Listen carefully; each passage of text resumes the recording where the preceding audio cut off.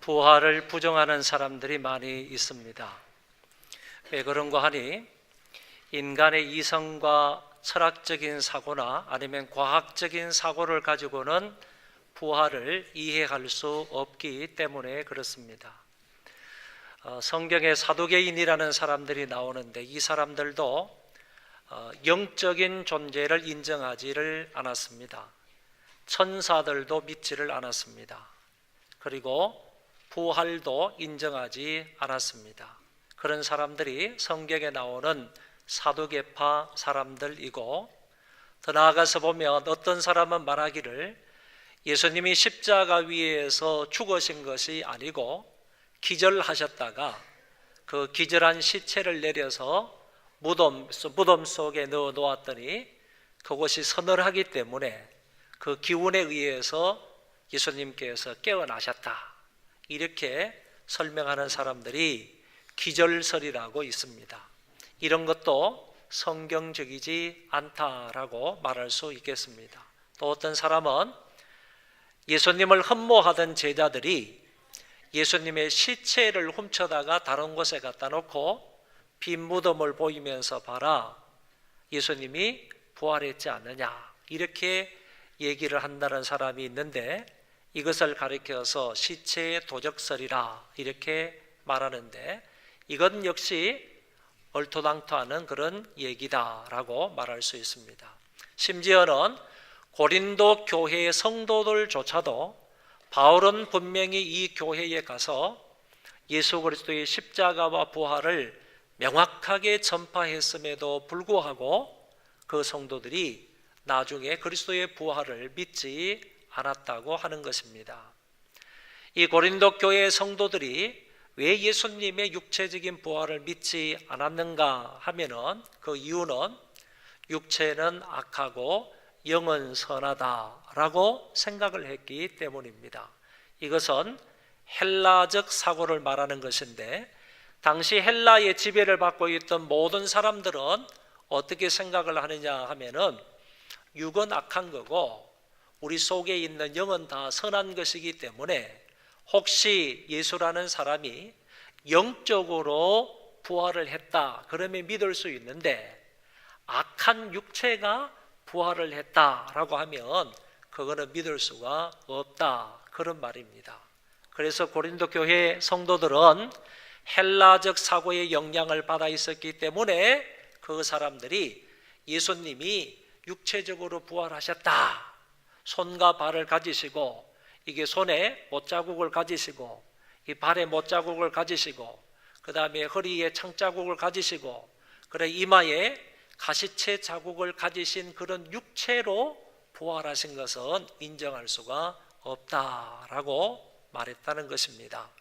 이렇게 사두개파 사람들이나 아니면 또 기절설을 주장하는 사람이나 또는 시체의 도적설을 주장하는 사람이나 그리고 고린도 교회 성도들조차도 헬라적인 사고이든 아니면 철학적인 사고이든 과학적인 사고이든 인간의 이성으로 그리스도의 부활을 이해하기가 그렇게 쉽지 않았다라는 얘기입니다. 그래서 이런 사람들은 그리스도의 육체적인 부활을 부정하고 있더라는 것입니다. 정말 예수님께서 부활하신 것을 부정할 수가 있겠는가? 성경은 말하기를 만약에 부활이 없다면 어떤 결과가 초래될 것인지를 말씀하고 있는데, 성경 한 6구절을 통해서 간단하게 설명을 하겠습니다. 먼저는 부활이 없다면 그리스도께서 다시 살아나지 않으셨을 것이다, 이렇게 말합니다. 하나님께서 부활이 있으시기 때문에 그리스도를 죽은 자 가운데서 살리셨다, 그런 얘기입니다. 하나님께서는 분명히 부활이라는 것이 존재하기 때문에 있기 때문에 그 가운데에서 그리스도를 제일 처음에 부활시킴으로 그리스도를 부활의 첫 열매로 만드셨다는 얘기입니다. 그리고 또 보면 그리스도께서 만일 다시 살아나지 못하셨으면 우리가 전파하는 것도 헛것이요 너희 믿음도 헛것이라. 사도들이 예수님이 우리를 위해서 십자가에 달려 죽으시고 3일 만에 부활하셨다라는 것을 누누이 다니면서 전파했는데 그 모든 전파가 헛것이라는 얘기고 너희들이 가지고 있는 믿음조차도 아무것도 아니다라고 말씀하고 있는 것입니다. 전파도 헛것이고 믿음도 헛것이라고 했는데 여기에서 헛것이라는 말은 공이다, 빵이다, 꽝이다, 무의미하다, 공허한 것이다, 아무런 의미가 없는 것이다 라는 의미로 해석할 수가 있는 것입니다. 그러니까 예수 그리스도의 십자가와 부활을 아무리 전파한다 할지라도 부활이 없는데 그것을 전파하게 되면 전파하는 자는 꽝인 것이고 그걸 믿는 사람도 꽝인 거다, 아무것도 아닌 거다라는 의미로 얘기를 했다는 것입니다. 그리고 우리가 하나님의 거짓 증인으로 발견되리니 그랬습니다. 그러니까 누구든지 예수 그리스도의 십자가와 부활을 전파하면서 그 그리스도를 믿음으로 구원을 받는다라고 전했던 사람들이 부활이 없다면 없는 것을 전하였기 때문에 전부 다 가짜 증거들이 아니냐, 가짜 증인들이 아니냐, 그 모든 사람들은 전부 다 거짓말쟁이다 하는 것을 얘기하고 있는 것입니다. 그리고 너희가 여전히 죄 가운데 있을 것이요 그랬습니다. 이거는 대단히 중요한 사항인데 만약에 그리스도의 부활이 없다면 오늘 저와 여러분들은 여전히 죄 가운데 머물러 있는 거예요. 죄 가운데에서 십자가와 부활을 통해서 해방이 되는 것이고 자유를 얻는 것이고 그러는 것인데 구원을 받는 것인데 오늘 우리가 부활을 인정하지 않고 부활을 믿지 않는다면 오늘 우리의 죄는 여전히 남아있게 된다 그런 얘기입니다. 그렇게 말씀을 하시고 다섯 번째는 또한 그리스도 안에서 잠자는 자도 망하였으리라. 그리스도 안에서 잠자는 자는 어떤 사람을 가리켜 말하는가 하면은 예수를 믿고 이미 돌아가신 분들을 말하는 거예요. 예수를 믿고 돌아가신 분들에게 부활이 없다면 그거는 죽음으로 끝나는 것이니까 그거는 망한 거다 이런 얘기입니다. 더 나아가서 여기에 잠자는 자들이라 하는 이 말은 예수를 믿다가 신앙을 지키다가 그 신앙을 지키다가 순교한 사람들이 있을 거 아니에요. 그 순교한 사람들도 결국에 헛것이 된다 이런 말입니다. 주 안에서 죽은 자들도 결국에는 망하는 것이고 그리고 신앙을 지키다가 애써 순교한 사람도 아무것이 아닌 것이 된다 하는 것을 말씀을 하셨습니다. 그런 거로요, 예수님의 부활이 없다면 정말 우리 믿는 사람들은 여러 사람들 가운데에서 불쌍한 사람 중에 불쌍한 사람이 되는 거예요. 왜 그런가 하면은 부활이 없다면 우리가 신앙을 지키기 위해서 그렇게 애를 쓸 필요가 뭐가 있느냐 이런 얘기죠. 신앙을 지키기 위해서 목숨까지 포기하고 버릴 이유가 어디 있느냐 그런 얘기입니다. 부활이 있기 때문에 그런 거 아니에요? 근데 만약에 부활이 없는데도 불구하고 그렇게 이 세상에 먹을 것도 제대로 먹지 못하고 육신적인 쾌락도 누리지 못하고 그렇게 사는 존재가 돼버린다면 그거는 가장 불쌍한 사람 중에 불쌍한 사람이 아니냐라는 얘기입니다. 이렇게 성경 여러 군데에서는 분명하게 부활에 관해서 말씀을 하고 있다 그런 얘기입니다. 죄송합니다. 부활이 없다는 사람들, 부활이 없으면 이와 같은 결과를 초래한다고 말하고 있다 그런 얘기입니다. 그러면 우리는 부활이 역사적인 사실임을 믿는 것입니다. 성경에 보니까 이렇게 말씀하십니다. 예수님이 살아나셔서 자신의 부활체를 많은 사람들에게 보여주셨다. 그리고 엠마오로 내려가는 두 제자에게도 당신의 부활체를 보여주신 것이고 그리고 안식 후 첫날 저녁에도 제자들에게 보여주셨고 그리고 디베랴 바다에서 제자들에게 자신을 나타내 보여주셨고 그리고 500명이 넘는 사람들에게 일시에 당신의 부활체를 보여주셨다 이렇게 말씀합니다. 여러분 지난번에도 말씀을 드렸지만은 500명의 사람들에게 장소와 시간이 다르게 예수님께서 부활체를 보여주셨으면 그 사람들마다 다른 이야기를 할 수 있어요.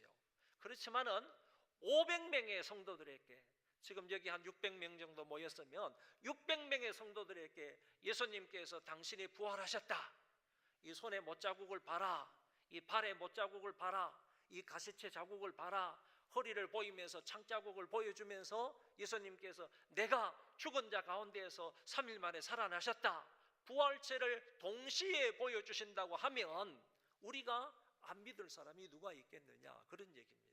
그리고 그 부활을 부정할 사람이 있겠느냐, 그런 얘기죠. 그래서 예수님께서 500명이 넘는 사람들에게 일시에 당신의 부활체를 보여주셨다라고 말씀하고 있는 것입니다. 그리고 예수님이 성천하시기 직전에요, 감람산에서 구름을 타고 성천을 하시는데, 이때 구름은 저 하늘에 비를 품고 있는 그런 구름을 말하는 거 아니에요? 그리고 손오공이 타고 다니는 그런 구름도 말하는 게 아니에요? 이때의 이 구름은 주님께서 구름을 타고 하늘나라로 하나님 보호자 우편으로 성천에서 앉으신 것은, 이때의 구름은 쉐키나 구름이라고, 쉐키나 구름, 영광스러운 구름이라는 거예요. 영광스러운 구름, 영광스러운 구름을 타시고 우리 예수님께서 하늘나라로 올라가시는데, 그 모습을 감람산 주변에 모여있는 많은 사람들이 자기들의 두 눈으로 똑똑히 보았다는 거예요. 보았다는 거예요. 이런 것을 통하여서 볼 때 예수님은 육체적으로 역사적으로 부활하신 것이 확실하다 하는 것을 알 수가 있는 것입니다. 더 나아가서요, 이것도 부활의 증거가 되는 겁니다. 무덤에 돌이 옮겨졌다라는 것입니다. 여러분, 예수님이 금요일 오후에 돌아가셨습니다. 그리고 그날 저녁에 안장이 되셔서 아리마대 요셉이 시체를 가져다가 자기의 무덤에 예수님을 안장을 시켰어요. 그러면 토요일은 유대인의 안식일입니다. 유대인은 예배를 드리는 일 외에 유대인들은 바깥 출입을 거의 하지 않습니다. 그런데 이 유대인들이 안식일이기 때문에 자기들 집에서 예배를 드리거나 아니면 성전이나 회당이나 이런 데 가서 예배를 드릴 뿐이지, 이 사람들이 예수님의 시체가 있는 그 무덤을 찾겠습니까? 안식일에? 유대인들은 안식일에 무덤을 밟기만 하더라도, 아니면 손이 닿기만 하더라도 자기들이 부정한 사람이라고 생각을 해서 무덤 근처에도 가지도 않는 거예요. 그러다가 안식일이 지나고 나서 안식일 다음 날 새벽이 되었는데, 그 새벽에 여인 2명이 예수님의 무덤을 찾은 거예요. 그러니까 안식일이 지났으니까 가장 이른 아침에 그 두 여자가 예수님의 무덤을 찾아갔더니 커다란 돌문이 열려 있는 거예요. 옮겨져 있는 거예요. 이거는 무엇을 말하는 줄 압니까? 다른 어떤 사람들이 예수님의 그 무덤을 막고 있는 큰 돌을 옮긴 것이 아니다라는 얘기입니다. 유대인들은 그 무덤에 접근을 하지를 않는다는 거예요. 특별히 안식일에는 무덤에 접근을 하지 않기 때문에 유대인들에 의해서 아니면 로마 병정들에 의해서 이 돌이 옮겨졌다라고 생각할 수가 없다는 얘기입니다. 그런데 여인들이 그 돌문을 찾아갔을 때는 그 장정 4명이 달라붙어야 겨우 움직일 수 있는 그 돌이 한쪽으로 옮겨져 있더라라는 얘기입니다. 이것은 예수님의 부활에 입증할 수 있는 증거다라는 얘기입니다. 그 다음에 더 나아가서 빈 무덤이 부활을 증거한다라고 했는데, 안에 들어가 보니까 텅텅 비어있는 빈 무덤이었습니다. 여러분, 이 땅에 사람으로서 어떤 종교를 만든 교주라고 한다면 그 교주들의 무덤은 이 세상에 다 있습니다. 어디를 가더라도 교주들의 무덤이 다 있는데, 기독교를 발생하신 분, 기독교를 만드신 분, 기독교를 창설하신 분이라고 말할 수 있는 그리스도의 무덤은 이 세상에서는 찾아볼 수가 없다는 겁니다. 시체가 있는 그런 무덤은 세상 어디를 가도 찾아볼 수가 없다는 얘기입니다. 이 빈 무덤은 그리스도의 부활을 입증하는 증거가 된다라는 말씀입니다. 이것보다도요, 더 확실한 부활을 증거하는 것이 뭐냐 하면은, 예수님께서 부활하셨을 때 그 이전에 예수님의 몸을 싸고 있는, 여기에서부터 아래까지 몸을 싸고 있는 흰 천이 있습니다. 세마포가 있습니다. 그리고 머리를 빙빙 둘러서 감아가지고 머리를 싸고 있는 수건이 있었습니다. 그런데 수건은 수건대로, 그리고 세마포는 세마포대로 예수님께서 그 무덤 속에서 그대로 누워 계셨을 때, 시체로 누워 계셨을 때, 예수님께서 그 몸에 그 세마포로 둘러싸여 있고 그 다음에 수건으로 둘러싸여 있는 그런 상태에서 예수님께서 딱 부활하심으로, 그곳에서 빠져나오심으로 인하여서 그 몸에 세마포와 수건이 그대로 푹 꺼져 있는 상태로 있었다, 그런 얘기입니다. 그러니까 이거야말로 마치 그 누에가 그 애벌레가 그 속에서 흔적도 없이 그냥 조그마한 구멍을 통해서 싹 빠져나와 가지고 누에 꼬치가 있는 것처럼, 예수님께서도 그대로 그 몸속에서 빠져나와서 수건은 수건대로, 세마포는 세마포대로 그대로 푹 꺼져 있는 상태를 보이신 것은 이거야말로 부활의 확실한 증거다라고 말할 수가 있다, 그런 얘기입니다. 예수님께서 부활하셨을 때, 그리고 이른 아침에 여인들이 그 무덤을 찾았을 때 그곳에 천사가 나타나서 그리스도의 부활에 관해서 이렇게 말씀을 하셨습니다. 한번 읽어보겠습니다. 시작. 너희는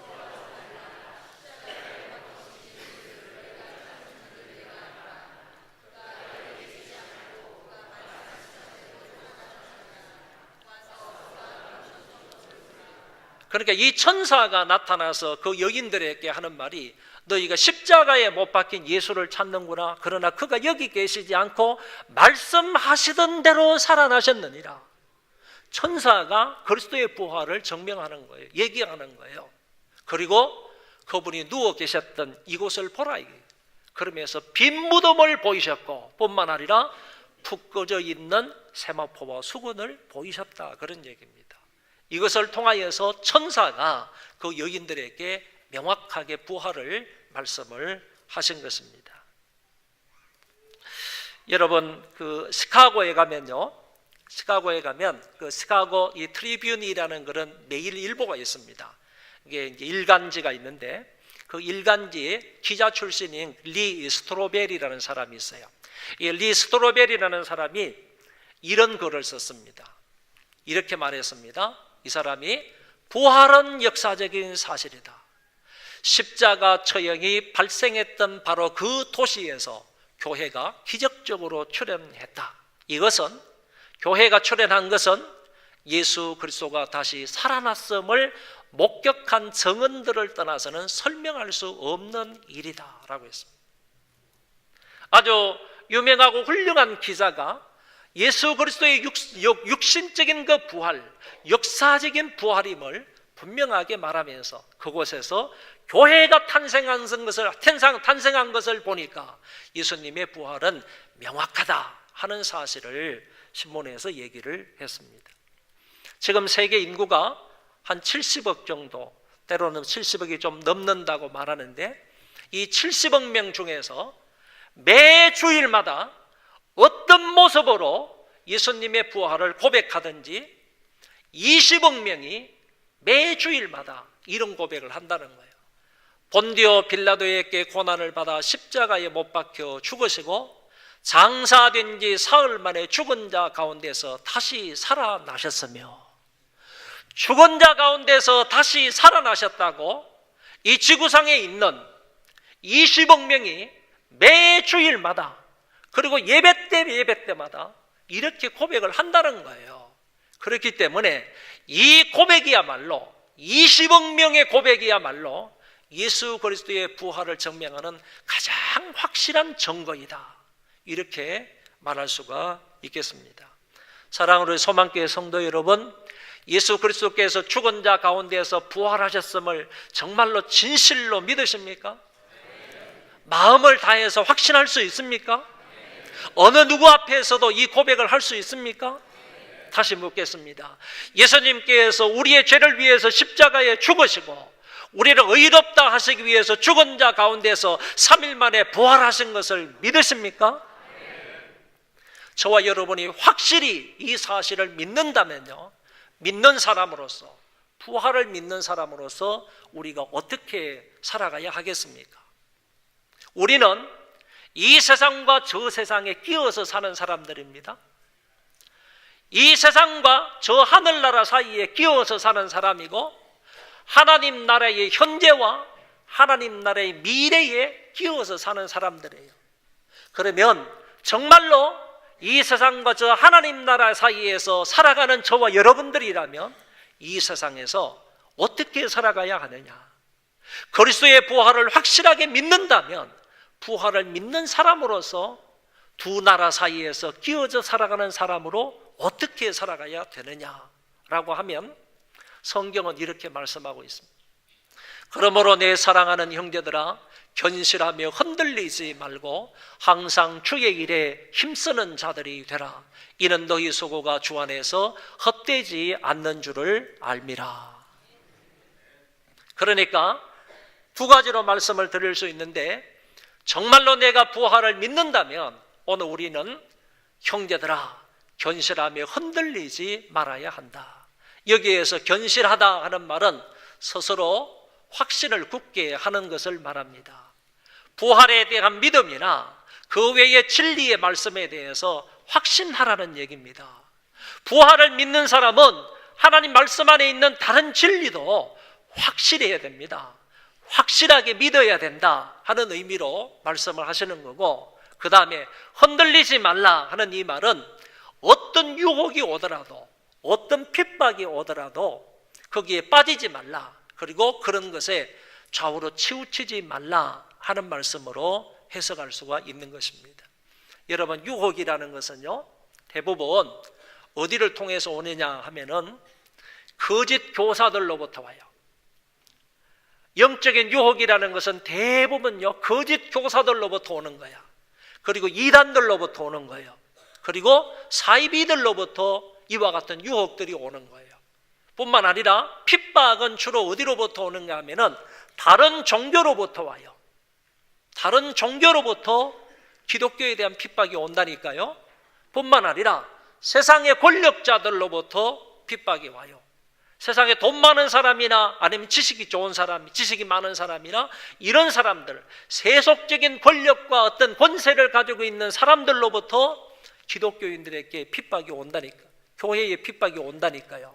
그래서 내적으로 어떤 유혹이 오든 외적으로 어떤 핍박이 오든지 간에 그런 유혹이나 그런 핍박에 좌우되지 말고 흔들리지 말고, 그런 것이 온다 할지라도 거기에 빠지지 말고, 거기에 빠져서 허우적대지 말고, 그런 것이 온다 할지라도 믿음 위에 굳게 서 있어라, 진리 위에 굳게 서 있어라 하는 말씀을 우리에게 하셨다, 그런 얘기입니다.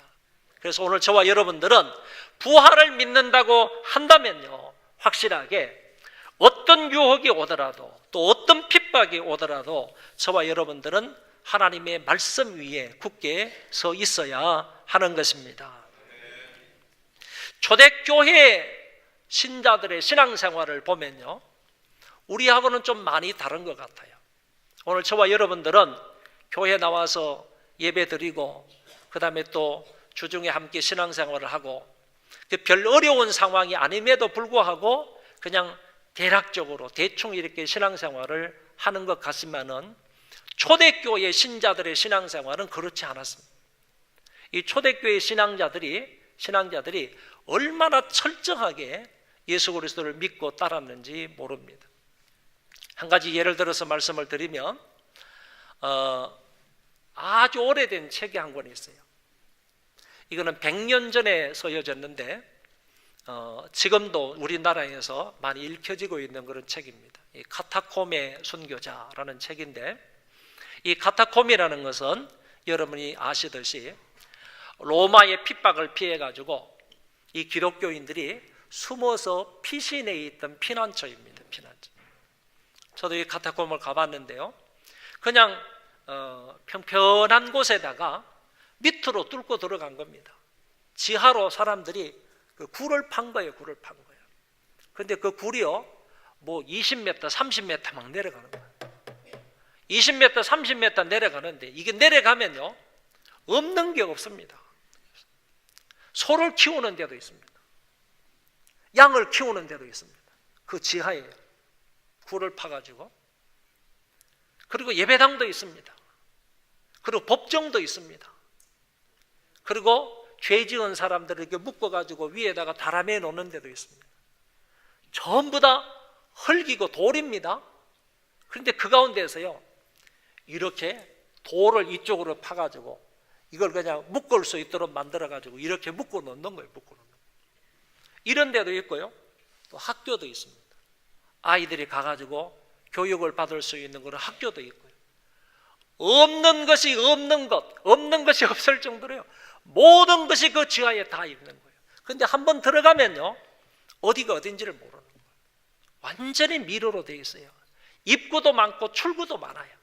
그러니까 이런 곳이 미로로 되어 있는 이 카타콤인데, 로마 사람들이 워낙 기독교인들을 핍박하니까 이 사람들이 피해가지고 그 동굴 속에 밑에 들어가가지고 사는 거예요. 그렇게. 그래서 삶을 사는 거예요. 그 캄캄한, 그런 칠흑같이 캄캄한 그곳에서 그냥 사람들이 사는 거예요. 사는 거예요. 근데 그곳에 가면요, 무덤도 있다는 거예요. 무덤도 있다.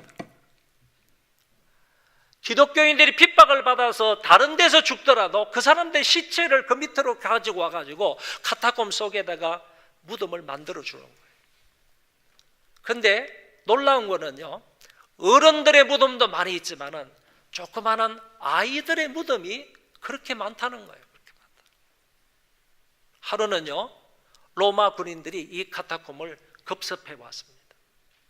와가지고 군인들을 대동하고 믿는 사람들을 잡아가기 위해서 카타콤을 습격했습니다. 습격하더라도요, 빨리 피해가지고 카타콤 속으로 들어가서 미로로 빠져들어가면 군인들이 잡을 길이 없어요. 잡히는 사람들은 몇 사람인데, 잡히는 사람은 주로 입구에 있다가 잡히는 거예요. 이때도 입구에 있는 몇 사람이 붙들려 잡혔습니다. 로마 병정들은 기독교인들을 잡으면 절차를 밟지 않습니다. 법적인 절차를 밟지 아니하고 네가 예수를 믿느냐 믿지 않느냐 이것만 물어봐서 예수를 믿는다라고 고백을 하면요, 그 사람은 카타콤 밖에 카타콤 광장이 있습니다. 그 광장에 내몰아서 그게 십자가에다가 매달아 죽입니다. 십자가에 매달아 죽이는 것은요, 참 비참한 그런 이게 형벌입니다. 왜냐하면은 금방 죽지를 않는단 말이에요. 그 속에서 적어도 6시간 이상 10시간까지를 견뎌야 되는 거예요. 피 한 방울 한 방울을 흘리면서요, 정말로 고통과 괴로움 가운데서 죽어가는 것이 십자가 형벌이란 말이에요. 이 사람들이 붙잡혀서 그 십자가에 달렸습니다. 저녁이 돼도 사람들이 죽지 않습니다. 그랬을 때 그거를 지키고 있던 로마 병정들이 이제 더 이상 어두워서 지킬 수가 없는 상황이라 로마 병정들도 자기들의 숙소로 돌아갔습니다.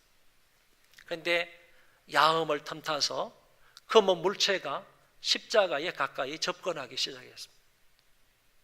이곳저곳에서 검은 물체가 십자가 밑으로 접근을 했는데, 여러분 이 물체가 무엇이겠습니까? 드디어 이 물체가 십자가 밑까지 접근을 하다가 이렇게 말하는 겁니다. 엄마, 아빠 이렇게 부르는 겁니다. 십자가에 달려있는 사람들의 자녀들입니다. 이 자녀들이 울먹이면서, 그렇다고 해서 큰 소리도 내지도 못하고 엄마, 아빠 그러면서 십자가 밑에 다가왔을 때 그 부모된 사람들이 뭐라고 했는지 아십니까? 야, 빨리 도망가라, 빨리 도망가라. 너희들도 잡히면 내 꼴이 된다. 내 꼴이 되지 않으면 빨리 도망가라. 이렇게 말하지 않았습니다. 그 부모들이요, 기진한 상태에서도 자기의 사랑하는 아들, 딸들에게 말하기를, 얘들아, 예수를 믿는 것은 참 영광스러운 일이란다. 너희들도 끝까지 신앙을 포기하지 말아라. 이 고난 중에서 십자가에 못 박혀 죽으시고 다시 예수님이 부활하신 것처럼 우리도 곧 부활할 거다. 너희들 영광스러운 저 하늘나라에서 만나자. 이렇게 말했다는 거예요. 그러면서 그 부모들은 십자가 위에서 죽어져 갔습니다. 사랑하는 성도 여러분, 이 사람들이 이렇게 신앙을 끝까지 지킬 수 있었던 것이 무엇 때문입니까? 이들이 선교까지 할 수 있었던 이유가 어디에 있었습니까? 그거는 죽어도 다시 산다는 부활신앙을 가졌기 때문입니다. 이 부활신앙이 있었기 때문에 너희들이 나를 십자가에 매달아 죽여봐라. 그러나 예수님처럼 나는 죽었다가 다시 살아난다. 이 부활신앙이 있었기 때문에 십자가 위에서도 순교할 수 있었다. 그런 얘기입니다. 여러분, 칼 가지고 덤비는 사람에게 더 무서운 사람이 누굽니까? 칼을 가지고 덤비면 그 사람보다 더 무서운 사람이 누구예요? 총 가지고 덤비는 사람이 더 무서워. 그렇잖아요? 총 가지고 덤비는 사람들보다 더 무서운 사람은 누구예요? 대포를 가지고 덤비는 사람이에요. 대포 가지고 덤비는 사람보다 더 무서운 사람은 누구예요?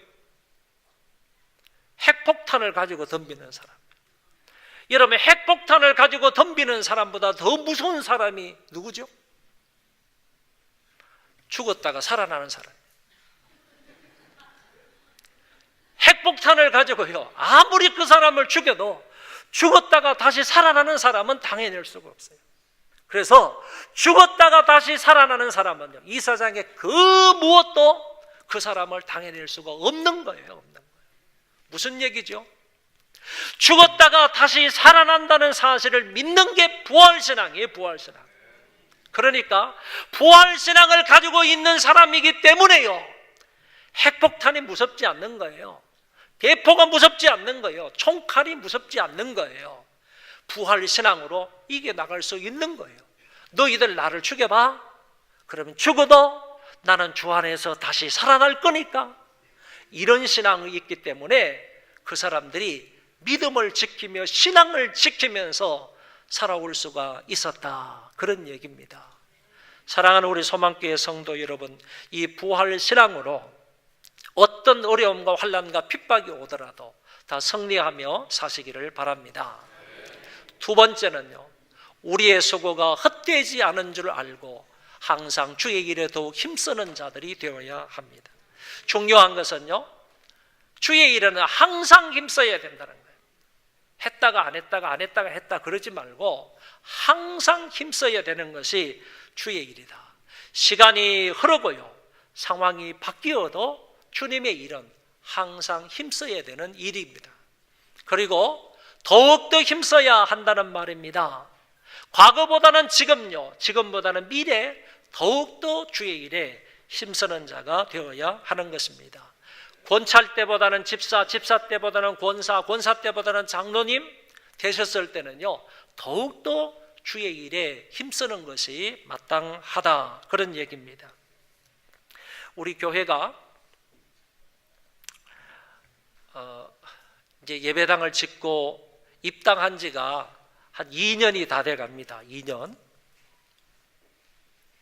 제가 조금만 말씀드리고 마칠게요.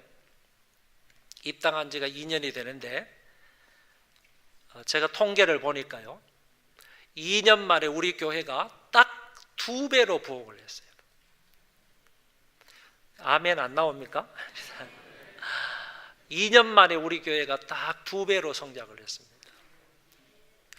그래서 좀 하나님의 은혜가 너무너무 감사하다. 그래서 이 시점에서 저는 또 한 번 꿈을 꾸어봅니다.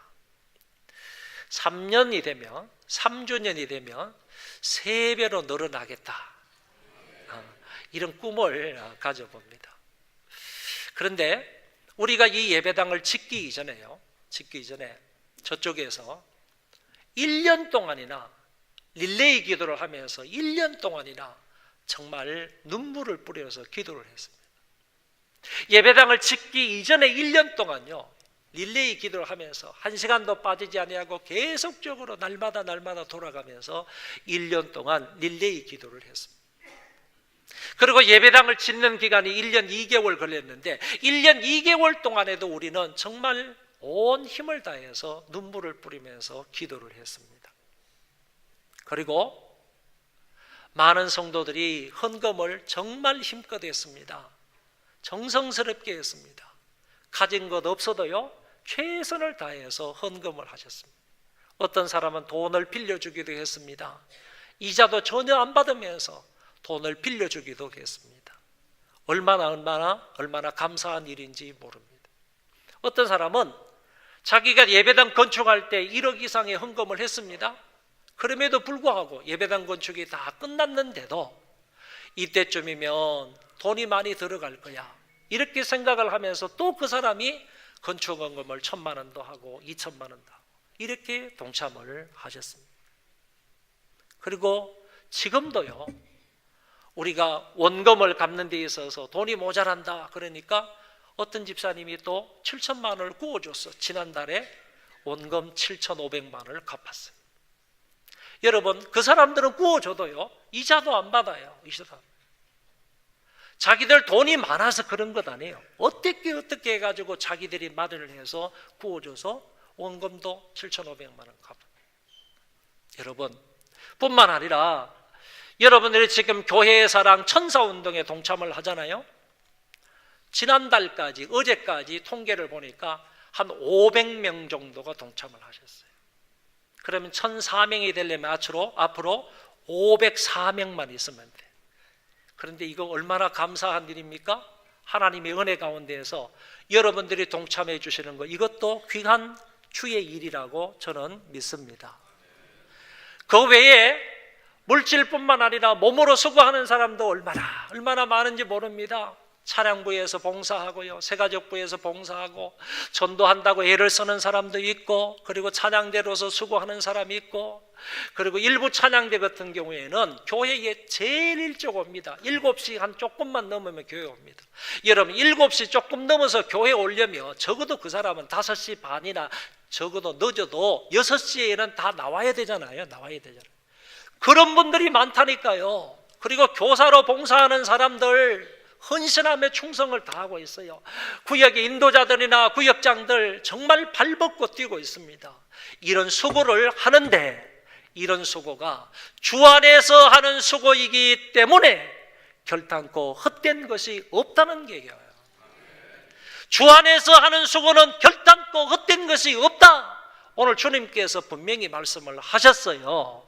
그런 거로 이렇게 수고하고 애쓰는 여러분들에게 하나님께서는 반드시 여러분들의 봉사와 수고를 기억하셨다가요, 1000배, 10,000배로 갚아주실 줄 믿습니다. 오늘 사랑하는 성도 여러분, 말씀의 결론은 이것입니다.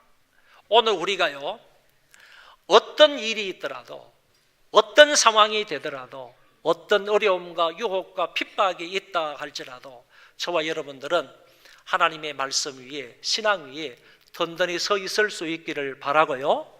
그리고 부활신앙으로 정말 저와 여러분들 주어진 일에, 하나님의 일에 최선을 다해서 하나님 앞에 영광을 돌릴 수 있기를 바랍니다. 기도하겠습니다.